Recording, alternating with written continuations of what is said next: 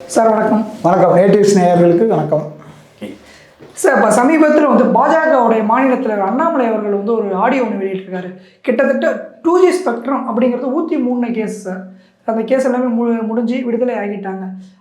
இந்த நேரத்தில் அந்த ஆடியோ வெளியிடுறதுக்கான காரணங்கள் என்ன அப்படிங்கிற மாதிரி நீங்கள் யோசிக்கிறீங்க சார்? அதாவது 2Gயை பொறுத்தளவுக்கு முழுக்க குற்றவாளிகள் திமுகவினர், திமுகவுடைய முக்கிய புள்ளிகளெல்லாம் ஆராசா, கனிமொழி போன்றவர்கள் தான் அப்படின்னு சொல்லி பரவலாக பேசப்பட்டு 1,76,000 கோடி ரூபாய் 1,76,000 கோடி ரூபாய் ஊழல் பண்ணிட்டாங்க அப்படின்னு சொல்லி மிகப்பெரிய அளவில் பேசப்பட்டுச்சு.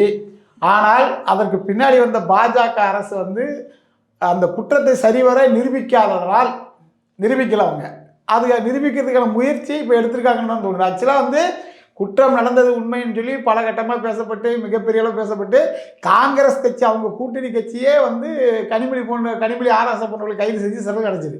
ஆனால் அதற்கு பின்னாடி வந்த பாஜக அரசு இவங்க சரிவர நிரூபிக்காமல் இவங்களை வெளிவிட்டது தவறுன்னு சொல்லி மக்கள்லாம் பேசிக்கிட்டு தான் இருக்காங்க. அந்த மக்கள் பேசுனது அடிப்படையில் உண்மைத்தன்மை ஆராயுங்கிற அடிப்படையில் பாஜக இந்த மாதிரி ஒரு ஸ்டாண்ட் எடுத்துருக்கலாம் அப்படிங்கிறத நினைக்கலாம். சரி, ஓகே சார். இப்போ ஆர் ராசா அவர்களே இதுக்கு முன்னாடி இதை பற்றி பேசும்போது என்ன சொல்லியிருக்காருன்னா, ஏழைகளுக்கு எளிய முறையில் அலைக்கற்றையை கொடுக்கறதுக்காக இந்த முன்னெடுப்புகள் எல்லாமே நாங்கள் பண்ணோம். ஆனால் இது சதி செஞ்சு இந்த கேஸில் எங்களை மாட்டி விட்டுட்டாங்க அப்படின்னு சொல்லி அவருமே சொல்லியிருக்காரு. சதி செஞ்சு மாட்டி விட்டாங்க அப்படிங்கிறது காங்கிரஸை சொல்கிறாரா? அதாவது மறைமுகமாக காங்கிரஸை சொல்கிறாரா? ஆமாம். அதாவது அவங்க என்ன சொல்கிறாங்க அப்படின்னா, ஏழைகளுக்கு கிடைக்கிறதுக்காக நாங்கள் இதெல்லாம் பண்ணணும், ஆனால் மாட்டி விட்டுட்டாங்கன்றது அவங்க கருத்து யாரை சொல்கிறாங்கன்னா, அப்போது ஆட்சியில் இருந்த மன்மோகன் சிங் அரசு, காங்கிரஸுடைய மன்மோகன் சிங் ஆட்சியை தான் அவங்க குறை சொல்கிறாங்க. மன்மோகன் சிங் ஆட்சி காலத்தில் தான் அவங்களாம் குற்றச்சாட்டப்பட்டு கைது செய்யப்பட்டு சிறையில் இருந்தாங்க. அப்போது இவங்க சொல்கிறது இன்றைக்கி இவங்க அந்த காங்கிரஸ் கட்சியுடைய கூட்டணியில் தான் இருக்காங்க. சொல்லப்போனால் எனவே காங்கிரஸ் கட்சியோட நாங்கள் கூட்டணியை வைக்க மாட்டோம்னு சொல்லி முன்னாள் முதல்வர் கலைஞர் அவர்கள் திமுக தலைவர் சொன்னார்.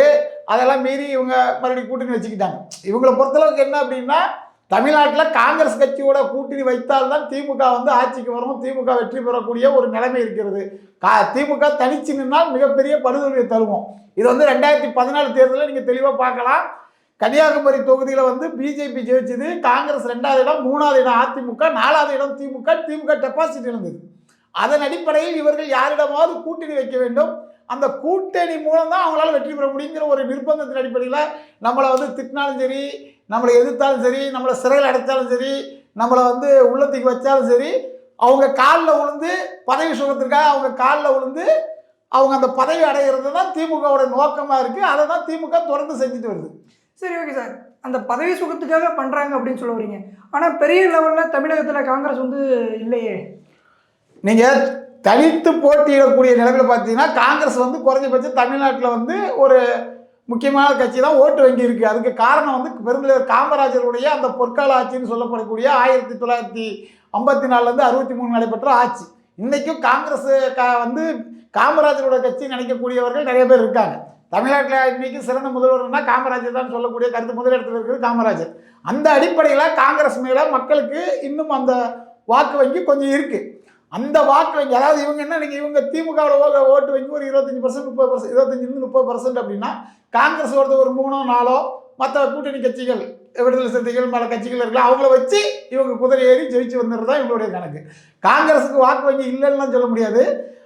காங்கிரஸ் கட்சி இன்றைய இருக்கக்கூடிய காங்கிரஸ் இந்திரா காங்கிரஸ் என்பதும் சுதந்திரத்துக்காக போராடுறது ஸ்தாபன காங்கிரஸ் என்பதும் நிறைய மக்களுக்கு புரியாத அந்த அடிப்படையின் காரணமாக தான் காங்கிரஸுக்கு வாக்கு வங்கி இருக்குது. காங்கிரஸுக்கு மக்கள் இன்றைக்கி வரைக்கும் ஓட்டு போட்டுட்டு இருக்காங்க. அதாவது கை சின்னங்கிறது ஒரு கட்சிக்கு சொந்தமானது, ஏறு உழவன் சின்னங்கிறது ஒரு கட்சிக்கு சொந்தமானது அப்படிங்கிற இரட்டை காலை சிம்பிள் இருந்துச்சு ஏற்கனவே. அதை பழைய காங்கிரஸ், இன்றைக்கு இருக்க காங்கிரஸுக்கு அதுக்கு சம்மந்தம் இல்லை. ஆனால் மக்கள் என்ன நினைக்கிறாங்க, காங்கிரஸ்னால் ஒன்று, ஏன்னா ஒரே பேராக இருக்குது. நேரு படம், காந்தி படம், இப்போ கூட பார்த்தீங்கன்னா காமராஜர் படத்தில் இவங்க தவிர்த்துருவாங்க. சில இடங்களில் பார்த்தீங்கன்னா காமராஜர் படத்தெல்லாம் தவிர்த்துட்டு இந்த அழகிரி போன்ற ஆட்கள்லாம் வாழும் காமராஜர், அந்த காமராஜர், இந்த காமராஜர் சொல்ல சில காங்கிரஸ் அடிவேடிகள் இதை மாதிரி சொல்லிட்டு அலைவாங்க. ஆனால் உண்மையாலுமே அவர்கள் காங்கிரஸுக்கு எதிரானவர்கள். காமராஜரை பற்றி யாராவது தவறாக பேசினாலோ இல்லை காங்கிரஸ் கட்சி தவறாக பேசினாலோ இவர்கள் எதிர்த்து வாயை கூட திறக்க மாட்டார்கள். ஆனால் இவர்களை பற்றி கருணாநிதி பற்றியோ கருணாநிதி குடும்பத்தை பற்றியோ திமுக பற்றி தவறாக பேசினா இவங்களாம் காங்கிரஸ்காரங்கன்னு சொல்லி இருக்கக்கூடிய திமுகவுடைய இன்னொரு பிரிவு காங்கிரஸ் ரோட்டில் இறங்கி போராடும். இதுதான் நிலைமை. அப்போ வந்து காங்கிரஸ் வந்து முழுக்க முழுக்க திமுகவுடைய அடிவெடி கட்சியாக தமிழ்நாட்டில் மாறிவிட்டது. சரி, ஓகே சார். இப்போ வந்து 2G அந்த கேஸை பொறுத்த வரைக்கும் இப்போ ஆடியோ வெளியிட்டிருக்காங்க, ஓகே. அந்த ஆடியோவில் வந்து நேரடியாகவே ஜாபர் சேட் அப்படிங்கிற அப்போ இருந்த உளவுத்துறையுடைய ஐஜியாக இருந்தவர்கள் வந்து இப்போ வந்து அவங்க 2 பேர் ராசாவுக்கும் உளவுத்துறை ஐஜி அவங்க 2 பேருக்குள்ள கான்வர்சேஷன் தான் இப்போ வெளியிட்டிருக்காரு, ஓகே. அப்போ வந்து ஜாபர் சேட் அவர்களுக்குமே இந்த 2G ஸ்பெக்ட்ரமில் வந்து ஏதாவது தொடர்பு இருக்குன்னு நீங்கள் நினைக்கிறீங்களா? அதாவது பொதுமக்களுக்கு வந்து இது அந்த டைம்லேயே பல்வேறு பத்திரிகை ஜீனியர் விட நக்கீரன் போன்ற பத்திரிகை கௌமுதி போன்ற பத்திரிகை இதை பற்றி பரவலாக எழுதப்பட்டது. அப்போவுமே வந்து ஜாபர் சேட்டு கனிமொழி இன்னொரு லேடி நிருபாமாவா அந்த அம்மாவுடைய ஆடியோலாம் லீக் ஆச்சு. அப்போவுமே இவங்களுக்குலாம் தொடர்பு இருக்குன்னு சொல்லி மக்கள் மத்தியில் பெறளவாக பேசப்பட்டுச்சு. இன்றைக்கி வந்து அது உறுதிப்படுத்தப்பட்டிருக்கு. ஆனால் பாஜக தரப்பு எதுக்கு இவ்வளோ லேட்டாக இதை வெளியிடுறாங்க? இப்போ ஒரு குற்றவாளியை கைது செய்யணும், நடவடிக்கை எடுக்கணுங்கிறதுல காங்கிரஸ் தெளிவாக அவங்கள கூட்டணி கட்சியாக நடவடிக்கை எடுத்திருக்கு. பாஜக ஏன் இவ்வளோ லேட்டாக எடுக்குது? பாஜக வந்து இதுக்கு முன்னாடியே எடுத்துருக்கணும். பை லேட்டே இருந்தாலும் வந்து நீதி கிடைச்சா மகிழ்ச்சி, அவ்வளோதான். இதான் மக்களுடைய விருப்பமாக இருக்கும். சரி, ஓகே சார். அந்த ஆடியோவில் வந்து குறிப்பிட்டு சொல்கிறது ராசா அவர்கள் வந்து சொல்லியிருக்காங்க. ராசா அந்த ஆடியோ கேட்கும்போது என்ன சொல்லியிருக்காருன்னா, கட்சி பேர் வரக்கூடாது அப்படிங்கிற மாதிரி சொல்லியிருக்காரு. அது எதனால் சார் இருக்கும்? ஆமாம், கட்சி பேர் வந்ததுன்னா மக்கள் மத்தியில் இப்போ ஆளுங்கட்சி இன்றைக்கி ஆளுங்கட்சியாக இருக்குது. அன்றைக்கி ஆளுங்கட்சியாக தான் இருந்துச்சு. அதுக்கு பிறகு தான் 10 வருஷம் இப்போ திமுக ஆட்சிக்கே வரல. கட்சி பேர் வரும்போது கட்சிக்கு ஒரு கெட்ட பேர் வந்துருங்கிற அடிப்படையில் பேசுகிறது தானே. இப்போ நான் ஒரு கட்சியை சார்ந்தவனா இருக்கிறேன், அந்த என் கட்சி பேர் வந்துடக்கூடாது, நான் ஒரு புரோக்கர் மாதிரி ஐஜிக்கிட்ட பேசுகிறேன், ஏதோ ஒரு இந்த மாதிரி தவறான விஷயங்கள் செய்யும்போது என்னுடைய கட்சி பேர் வந்துடக்கூடாது அப்படின்னு நினைக்கிறதுல வந்து தப்பு கிடையாது. இல்லை, டைரெக்டாகவே வந்து இவங்க எல்லாமே ஈடுபட்டிருக்காங்க அப்படின்னு தெரியுது. இதுக்கு மேலே என்ன சார் மூடி மறைக்க வேண்டியது இருக்குது? அது வந்து சிபிஐ வந்து வழக்கை வந்து தெளிவாக விசாரிக்கணும், உண்மையை வந்து கோர்ட்டில் ஒப்படைக்கணும். அதை அவங்க செய்ய தவறிட்டாங்க. புதுசாக அதுக்குன்னு ஒரு விசாரணை கமிஷன் போட்டு ஏற்கனவே இந்த குற்றம் செஞ்ச குற்றவாளிகளை வந்து மறுபடியும் சிறையில் அடைக்கணும். அப்படி அடைத்தால்தான் நீதி கிடைக்கும். அப்போ தான் பாஜக மேலே ஒரு நம்பகத்தன்மை வரும். பாஜக வந்து தொடர்ந்து 10 ஆண்டுகள் ஆட்சியில் இருக்குது. ஆனால் வந்து தங்களுடைய நேரடி எதிரியான திமுக தப்பு செஞ்சுருக்குதுங்கிறத அவங்களுக்கு கண்டிப்பாக தெரியும். இப்போ பொதுமக்களுக்கே தெரியும், சாதாரண மக்களுக்கே தெரியும் போது அவங்க மேலே ஏன் இது வரைக்கும் நடவடிக்கை எடுக்கலை? நடவடிக்கை எடுக்கணும் அப்படிங்கிறத பொதுமக்கள் ஒட்டுமொத்த இந்திய மக்களுடைய கோரிக்கையாக இருக்கும். அதை வந்து பாஜக உடனடியாக செய்ய வேண்டும். சார், பாஜக செய்யணும் அப்படின்னா பாஜக மட்டுமே முன்னெடுக்கணும் அப்படிங்கிறீங்களா? அதாவது இதுக்கு முன்னாடி காங்கிரஸ் ஆட்சியில் இருக்கும்போது வந்து நிறையா அதுக்கான நடவடிக்கை எல்லாமே எடுத்துகிட்டு வந்தாங்க. இப்போ காங்கிரஸ் வந்து அந்த இடத்துல தவற விட்டுருச்சு நீங்கள் சொல்லுவீங்களா? அதாவது காங்கிரஸ் வந்து அவங்க மேலே நடவடிக்கை தப்பு செஞ்சுட்டாங்க உறுதிப்படுத்தப்படுறது நடவடிக்கை எடுக்கிறாங்க. அதன் பிறகு அவங்க கூட்டணி டிமாண்டில் இவங்களுடைய ஆதரவு இருந்தால் தான் நம்ம மத்தியில் இருக்க முடியும்.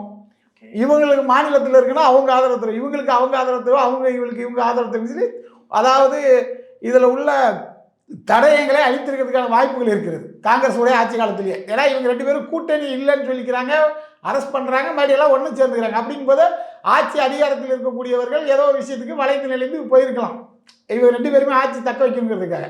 அதற்கு பிறகு வந்த பிஜேபி வந்து திமுக கூட எந்த விதத்திலும் கூட்டணியில் இல்லை. இன்னைக்கு வரைக்கும் நேரடியான கூட்டணி இல்லை, மறைமுக கூட்டணியில் இருக்காங்கன்னு தெரியல. நேரடி கூட்டணி இல்லாத போது அந்த தடைகளை உருவாக்கி அந்த அதிகாரிகள் இங்கே இருப்பாங்க இல்லையா, அதெல்லாம் வச்சு அவங்க மேலே நடவடிக்கை எடுக்கணும் அப்படிங்கிறத பொதுமக்களுடைய கோரிக்கை இருக்கும். தப்பு பண்ணிட்டாங்க, 1,76,000 கோடி ரூபா ஊழல் பண்ணிட்டாங்க. அது வந்து மக்களுடைய பணம். மக்களுடைய பணத்தை கொள்ளையடித்தவர்களுடைய அந்த கொள்ளைக்காரர்கள் மீது நடவடிக்கை எடுக்கிறதுல என்ன பிரச்சனை பிஜேபிக்கு? பிஜேபி வந்து தங்களுடைய நேர்மையை நிரூபிக்கும் வகையில் உடனடியாக இவங்க மேலே வந்து மிக தெளிவாக மறுபடியும் வழக்கு பதிவு பண்ணி சுப்ரீம் கோர்ட்டில் வந்து இவங்க இந்த குற்றவாளிகளும் தப்பாதவன்னா இவங்களை மறுபடியும் சிறையில் அடித்தாதான் ஒரு நம்பகத்தன்மை வரும். சரி சார், அதே ஆடியோவில் இன்னொன்று வந்து சொல்லியிருக்காங்க, ஃபோர்ஸாக ஹேண்டில் பண்ண வேண்டாம், ஹார்ஸாக அவங்ககிட்ட வந்து டீல் பண்ணி அவங்ககிட்ட வந்து நீங்கள் உண்மையாக அவங்க கேட்க வேண்டாம் அப்படிங்கிற மாதிரி ராசா அவர்கள் வந்து சொல்லியிருக்காரு. ஏன்னா அதாவது ராசா வந்து டியூஜியை பொறுத்தளவுக்கு ஒரு குற்றவாளி. சாபர் ஷெரீப் வந்து அவங்க ஆளுங்கட்சியாக இருக்கும்போது உளவுத்துறை ஐஜியாக இருந்தவர். அந்த இவர் திமுகவுடைய கொள்கை பரப்பு செயலராக இருக்கிறவர். அப்போ வந்து அவர் வந்து ஜாபர் சேட்டுக்கிட்ட சில விஷயங்கள் பேசிக்கிறாரு, அதாவது அவங்கள காப்பாற்றிக்கிறதுக்காக சில விஷயங்கள் பேசுகிறார். அப்போ வந்து அவர் வந்து அவங்களுக்கு தேவையான விஷயங்கள் தானே பேசுவார். இப்போ குற்றவாளி நான் தான் குற்றவாளி, அவர் போலீஸ் அதிகாரி எனக்கு உதவி செய்யக்கூடிய இடத்துல இருக்கார், நான் சொல்கிறத செய்யக்கூடிய இடத்துல இருக்கார். அப்படிங்கிற பட்சத்தில் நான் அவர்கிட்ட சில விஷயங்கள் ரிக்வஸ்ட் பண்ணுறேன், நம்ம கட்சி பேர் வந்துடக்கூடாது, ரொம்ப ஹார்ஸாக எதுவும் பண்ணாதீங்க, மென்மையாக போங்க, நமக்கு எல்லாருமே இதில் சம்மந்தப்பட்ட குற்றவாளிகள் எல்லாமே திமுகவை சேர்ந்த ஆட்கள், நீங்கள் ஆளுங்கட்சியில் இருக்கீங்க, நாளைக்கு உங்களுக்கு ஏதாவது பதவி உயர்வோ இல்லை வேறு சில விஷயங்களோ ஆகணும்னா ஆகும், அப்படிங்கிற அடிப்படையில் அவர் பேசுறது சகஜமான ஒன்று தானே. நீங்கள் அதை அதில் வந்து நீங்கள் வந்து அவர் பேசுறது அவருடைய பார்வையில் கரெக்டு, மக்கள் பார்வையில் அது மிகப்பெரிய குற்றம், தப்பு. இதில் வந்து ஜாபர் சேட்டாக இருக்கட்டும், ஆராசாவாக இருக்கட்டும், இல்லை யாராக இருக்கட்டும், யாராக இருந்தாலும் தவறு செய்தவர்கள் மீது நடவடிக்கை எடுக்கணும். அதை வந்து தமிழக அரசு எடுக்காது. ஏன்னா தமிழக அரசுக்கு இது சம்மந்தம். தமிழக அரசு வந்து தமிழ்நாடு அரசியல் மட்டும்தான் தமிழக பார்க்கணும். இதில் வந்து நடவடிக்கை எடுக்க வேண்டிய இடத்தில் இருப்பது யார்? நடவடிக்கை எடுக்க வேண்டிய இடத்துல இருக்கிறது மத்தியில் ஆளுகின்ற பாஜக அரசு. அந்த பாஜக அரசு தான் இந்த குற்றவாளிகள் மீது நடவடிக்கை எடுக்கணும். அதை தான் அவங்க செய்யணும். ஏன் இவ்வளோ லேட்டாக செய்கிறாங்கன்றது தான். இப்போ அண்ணாமலை அவர்கள் வந்து ஆடியோ வெளியிட்டோன்னா இது வந்து இன்னைக்கு வந்து பேசும் பொருளாக இருக்குது. ஆனால் அண்ணாமலை அவர்கள் இது ஏன் இவ்வளோ லேட்டாக விட்டாங்கன்றது தான் இப்போதைய பிரச்சனை. அதாவது பிஜேபி வந்து நேர்மையாக தூய்மையாக ஆட்சி நடத்துகிறது என்றால், ஒளிபரப்பு இல்லாத ஆட்சி நடத்துகிறது என்றால், குற்றவாளிகளை கைது செய்து சிறையில் அடைப்பதற்கு அவர்களுக்கு என்ன வந்து சிக்கல் இருக்குது? நியாயப்படிக்க அவங்க வந்து மக்களுடைய விருப்பத்தை, மக்களுடைய பார்வையிலிருந்து மக்கள் பணத்தை சுரண்டி தின்ன அந்த குற்றவாளிகள் மீது நடவடிக்கை எடுத்துருக்கணும்ல. ஏன் எடுக்கலை? இவ்வளோ நாளாக 10 வருஷமாக எடுக்கல. 10 வருஷமாக இந்த குற்றவாளிகள் வெளியே இருந்துகிட்டு இருக்காங்க. குறிப்பாக வந்து எம்பியாக இருக்கிறாங்க. எம்பியாக இருந்து பதவி சுகம் அனுப்பிக்கிட்டு நாடாளுமன்றத்துக்கு போயிட்டு வந்துட்டு தான் இருக்காங்க. இந்த குற்றவாளிகளை வந்து அவங்க கைது செஞ்சது இல்லாமல் இவங்களுக்கு வந்து வாழ்க்கையில் வந்து எம்பி ஆகிறதுக்கு தகுதி கிடையாது, இல்லை மக்கள் பிரதிநிதியாக இருக்கிறது தகுதி இல்லை அப்படிங்கிற அடிப்படையில் ஏதாவது ஒரு தீர்ப்பு வந்தால் தானே நாளைக்கு தவறு செய்யக்கூடியவர்கள் நாளைக்கு வந்து தவறு செய்கிற எண்ணம் வராமல் இருப்பார்கள். பொது வாழ்க்கையில் இருக்கிறவர்கள், அந்த பொது வாழ்க்கையில் இருக்கிறவர்கள் நியாயமாக தூய்மையாக நடந்து கொள்ள வேண்டும் என்றால் உண்மையான குற்றவாளிகளை கண்டறிந்து அவர்களுக்கு வந்து கடுமையான தண்டனை கொடுக்கணும்ல. அதை கொடுத்தா மட்டும்தான் பாஜக மீது மக்கள் வந்து நம்பிக்கை அதிகமாகும். சரி, ஓகே சார். அப்போ தமிழக பாஜக வந்து இப்போ இதை முன்னெடுத்திருக்காங்க. ஓகே, அப்போ வந்து இது தேர்தல் முன்னிட்டு இதெல்லாம் பண்ணுறாங்க அப்படின்னு நீங்கள் சொல்ல வரீங்களா? அதாவது தேர்தலை முன்னிட்டு பண்ணுறாங்க அப்படிங்கிறத நான் சொல்ல வரேன். அதாவது இவங்க என்னென்னா, குற்றம் நடந்தது உண்மை, தவறு நடந்திருக்குது உண்மை, தவறுக்கு உள்ள குற்றவாளிகள் இவங்கெல்லாம் தெரியுது. அப்படிங்கும்போது இவங்க மேலே ஏன் லேட்டாக நடவடிக்கை வருது? ஏன் இவ்வளோ நாள் இழுத்துட்டு போகுது? 10 வருஷமா பாஜக ஆட்சிக்கு வந்து 10 வருஷம் ஆயிடுச்சு, மோடிஜி வந்து 10 வருஷம் ஆகிட்டு. அப்படி வந்து இவங்க எதுக்கு வந்து இழுத்துட்டு போகிறாங்க? காங்கிரஸ் காலத்திலே இவங்களை தூக்கி உள்ளே வச்சாங்களா? ஏன் இவங்க வந்து எதிர்கட்சியாக இருந்தாலும் இவர்கள் மீது ஏன் பயப்படுகிறார்? நாளைக்கு வந்து பிஜேபிக்கு வந்து திமுகவோட ஆதரவு தேவைப்படும், இல்லை திமுகவுக்கு பிஜேபிக்கு ஆதரவு தேவைப்படுங்கிற அடிப்படையில் இவங்க வந்து இதை பண்ணாமல் விட்டுட்டாங்களா? இல்லை உண்மையாலுமே ஆவணங்களை கைப்பற்றி இவங்க மேலே நடவடிக்கை எடுக்கிறதுல ஏதாவது பிரச்சனை இருக்கா அப்படிங்கிறத தானே பார்க்கணும். இதில் வந்து பிஜேபி வந்து இவங்க மேலே வந்து 10 வருஷத்துக்கு முன்னாடியே நடவடிக்கை எடுத்திருந்தா இவங்க குற்றவாளி எப்பவுமே உள்ள சிறை தண்டனை பெற்றுட்டு இருந்திருப்பாங்கல்ல. அதை ஏன் இவங்க செய்யலைங்கிறது தான் மக்களுடைய பரவாயில்ல. அதே தேர்தலுக்காக பண்ணுறாங்க அப்படிங்கிறதுலாம் கிடையாது. தேர்தலுக்காக பண்ணால் அப்போ வந்து பிஜேபியும் இதில் இந்த விஷயத்தில் நடிக்குதாங்கிற எண்ணம் தானே வரும்.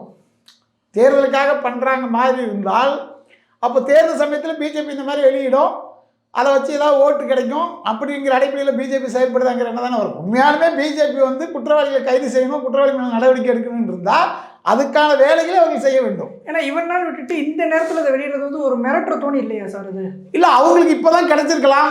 இப்போ அவருக்கு வந்து பிஜேபி வந்து திமுகவை காப்பாற்ற வேண்டிய அவசியம் கிடையாது. அப்படி இருக்கும் பட்சத்தில் இன்றைக்கி ஏன் வெளியிட்டிருக்காங்கன்னா, ஒருவேளை அவங்களுக்கு இந்த ஆதாரங்கள் சமீபத்தில் கிடைத்திருக்கலாம், அந்த அடிப்படையில் வெளியிட்டிருக்கலாம் இல்லையா? தேர்தலை வச்சு தான் அப்படின்னு கேட்டால் இப்போ சொல்லப்போனால் பிஜேபியும் திமுகவும் கூட்டணி வரப்போகுதுன்னு நிறைய பேர் பேசிக்கிறாங்க. அப்படி இருக்கும்போது இப்போ தன்னோட கூட்டணி கட்சியை திமுகவை பிஜேபி காப்பாற்ற தானே முயற்சி பண்ணணும். அதை வந்து எப்படி இவங்க இது சொல்ல முடியும்?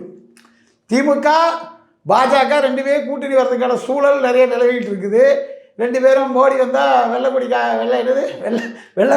வெள்ளைக்கொடையை வச்சு வரவேற்காங்க. எங்கே ஒன்றிய அரசுன்னு சொல்லி கொடுத்த ஆட்கள் இப்போ வந்து பாரத பிரதமர், இந்திய பிரதமர் மாண்புமிகு மோடிஜின்னு சொல்லக்கூடிய நிலைமையில் இருக்குது. அப்படின்னா நாங்களாம் தப்பு பண்ணியிருக்கோம், எங்கள் கட்சி நிர்வாகிகளை காப்பாற்றுங்க அப்படின்னு சொல்லி மோடிக்கிட்ட ஸ்டாலின் ஐயா சரண்டர் ஆகிட்டாரா? அதை வந்து மோடிஜி வந்து ஏற்றுக்கிட்டு இவங்களுக்கு ஒரு பிஜேபி திமுக கூட்டணி வரதுக்கான ஒரு சூழல் உருவாகுமா அப்படிங்கிறத மக்களுடைய பார்வையாக இருக்கும். அந்த டைம் இப்போ அவங்களுக்குள்ள அண்டர்ஸ்டாண்டிங் அரசு பண்ணும்போது இதை வெளியிடுங்கிற அவசியம் இருக்காது. இவர்கிட்ட இப்போ ஆதாரம் கிடைச்சிருக்கிறதுனால வெளியிட்டிருக்கலாம், அப்படி தான் பார்க்க முடியும். சரி, இப்போ இதுக்கு அடுத்த கட்டமாவது 2G ஸ்பெக்ட்ரமில் வந்து சரியான தீர்ப்பு வரும் நீங்கள் எதிர்பார்க்கிறீங்களா?